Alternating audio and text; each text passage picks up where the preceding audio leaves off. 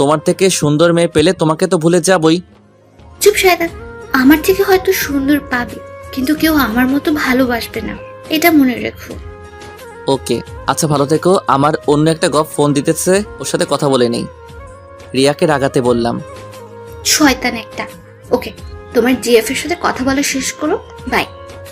তারপর রিয়া ফোনটা রেখে দিল। রিয়া বুঝে গেছে আমি তাকে এসব রাগানোর জন্য বলি। এভাবে দিনটা কেটে গেল। সকালে আম্মুর ডাকে ঘুম ভাঙে আমার, তাই জিজ্ঞাসা করলাম, কি হয়েছে আম্মু? ওই, তোকে না বললাম আজকে তোদের নানুদের বাসায় যাব, তাও কেন দেরি করে ঘুমাচ্ছিস? আচ্ছা তুমি যাও, আমি ফ্রেশ হয়ে আসতেছি।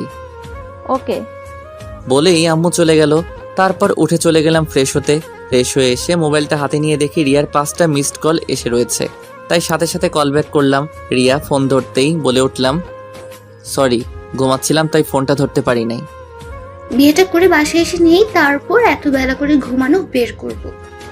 আপনি বউ হওয়ার স্বপ্ন দেখতে থাকেন, আমি এদিকে গ্রাম থেকে ঘুরে আসি, কেমন? আচ্ছা, আমাকেও সাথে নিয়ে চলো না প্লিজ রাজ। তুমি বাসায় চলে আসো, আমি তুমি আর আম্মু মিলে চলে যাব।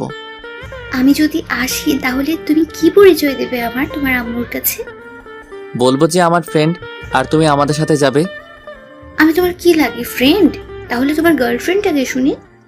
আরে তুমি তো আমার গার্লফ্রেন্ড, কিন্তু আম্মুকে কিভাবে বলবো গার্লফ্রেন্ড, তাই ফ্রেন্ড বলে চালিয়ে দেই। বিয়ের বয়স বলে না হয় পরে সব খুলে বলবো। ঠিক আছে, তাহলে তখনই আমি আব্বু আম্মুর সামনে যাব। এখন যাওয়া লাগবে না আমার গ্রামে। ওকে, তাহলে ভালো থেকো। কুত্তা, বিড়াল, হনুমান। আরও কিছু গালি দিয়ে ফোনটা রেখে দিল। আমিও সবকিছু গুছিয়ে ব্যাগে নিয়ে রেডি হয়ে গেলাম। তারপর আর কি, গাড়ি নিয়ে রেডি হয়ে রওনা দিলাম গ্রামে। পৌঁছাতে প্রায় বিকেল শেষ হয়ে সন্ধ্যা হয়ে এলো প্রায়। বাড়িতে গিয়ে সবার সাথে সাক্ষাৎ শেষ করব বলে ঠিক করলাম, কিন্তু আমার সাথে কেউ কথাই বলছে না, শুধু আম্মুর সাথে সবাই কথা বলতেছে। হঠাৎ একটা মেয়ে এসে আমাকে একটা রুম দেখিয়ে দিল। ব্যাগ রেখে একটু জিরাতে বসলাম, তখনই নীলা আপু আসলো। কি রে রাজ, কি খবর তোর? এই তো ভালো আপু। তুই তো অনেক বড় হয়ে গেছিস। কিছুটা, কিন্তু আমি আসার পর কেউ কোনো কথা বললো না কেন আমার সাথে? আরে তুই কত বছর ধরে আসছিস না, তাই সবাই তোর উপরে অভিমান করে আছে। তুই তো